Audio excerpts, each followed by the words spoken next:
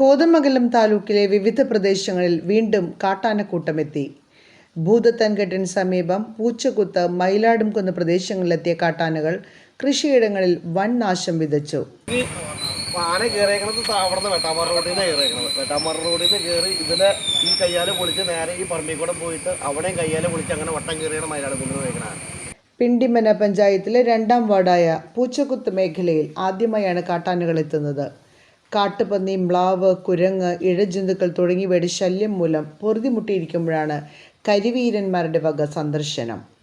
ഭൂതത്താൻകെട്ട് ഭാഗത്തു നിന്ന് പെരിയാർ നീന്തിക്കടന്നാണ് ജനവാസ മേഖലയിൽ കാട്ടാനക്കൂട്ടം എത്തിയത്.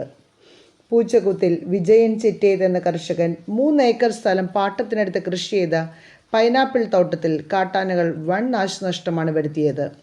7000ഓളം കാനികൾ കാട്ടാനകൾ തിന്നും ചവിട്ടിയരച്ചും നശിപ്പിച്ചിട്ടുണ്ടെന്നാണ് നിഗമനം. ഈ എസ്റ്റേറ്റിൻ്റെ പ്രവേശന കവാടത്തിനും ആനകൾ കേടുപാടുകൾ വരുത്തിയിട്ടുണ്ട്. മാത്രമല്ല, നിരവധി റബ്ബർ തൈകളും കയ്യാലകളും ആനക്കൂട്ടം തകർത്തിട്ടുണ്ട്.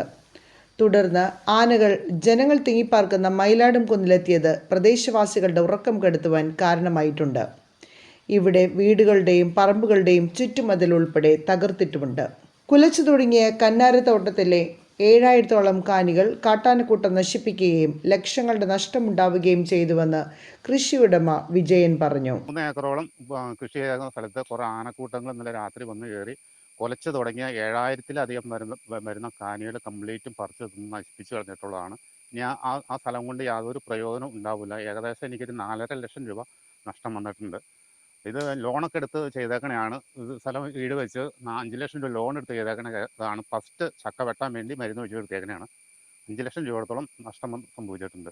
ജനങ്ങൾ തിങ്ങിപ്പാർക്കുന്ന പ്രദേശങ്ങളിലേക്ക് ആനകൾ കടന്നു കയറിയത് ജനങ്ങളെ ആശങ്കയിലാക്കിയിട്ടുണ്ടെന്ന് പ്രദേശവാസിയായ ജെയ്സൺ പറഞ്ഞു.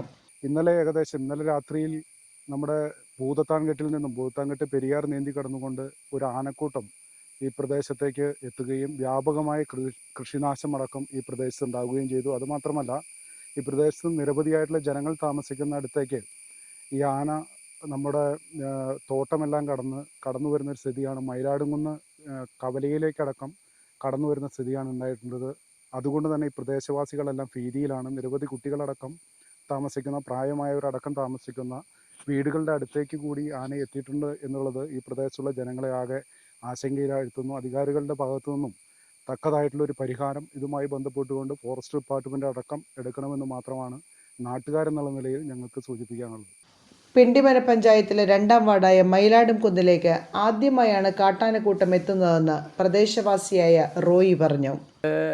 രാത്രി തന്നെ ആന ഒരു 5-8 പേരുണ്ടാവണം. അവർ വന്ന് നേരെ ഇവിടെ വേട്ടാമ്പാറ വഴി വന്ന് ഇവിടെ അവിടെ കൃഷിയിടങ്ങളിൽ നശിപ്പിച്ച്, അവിടെ വിജയിച്ചതിൻ്റെ ഒരു കൃഷി വെച്ചിട്ടുണ്ടായിരുന്നു. അവിടെ അണ്ണാറയും ഇതെല്ലാം റബ്ബറൊക്കെ നശിപ്പിച്ച ശേഷം തിരിച്ചവിടെ കയറി ഉണ്ണുപ്പാട്ടെ അവരെ പാട്ടകേറ്റ് വഴി ഇറങ്ങി തെക്കേറി ജെയിംസന്റെ തലയിൽ കളഞ്ഞ് അവിടെ വന്ന് നേരെ ഇവിടെ നിന്ന് ഇറങ്ങി ഇവിടെ ഈ മയിലാടുംകുന്ന് ഭാഗത്തേക്ക് വന്നു. തുണ്ടുങ്കൽ ഐസാറിൻ്റെ വീട്ടിലേക്ക് കയറി.